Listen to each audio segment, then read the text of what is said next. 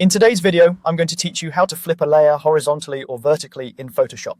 Flipping a layer is a quick way to create a mirror image, correct orientation, or enhance a layout without changing your entire document.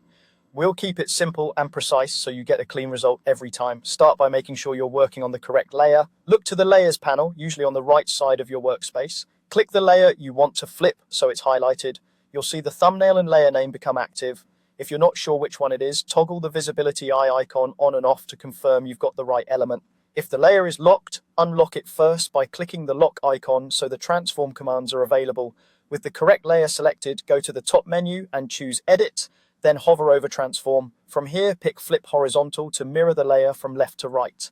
This is ideal for reversing a subject's direction or balancing a composition. The flip happens instantly, there's no need to confirm a transform.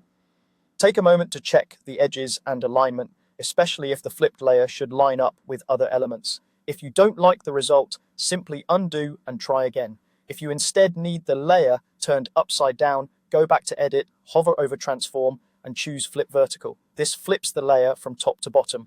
It's useful for reflections, inverted logos, or creative effects. Just like before, the change is immediate and only affects the selected layer, not your entire canvas. A few quick pointers as you work. Flipping a layer is non-destructive to image quality. It doesn't resample pixels, it simply reorients them. If the command is grayed out, make sure you really have a layer selected in the Layers panel, not just a selection on the canvas. Smart objects and text layers can be flipped too. Photoshop will preserve their properties so you can still edit the contents afterward.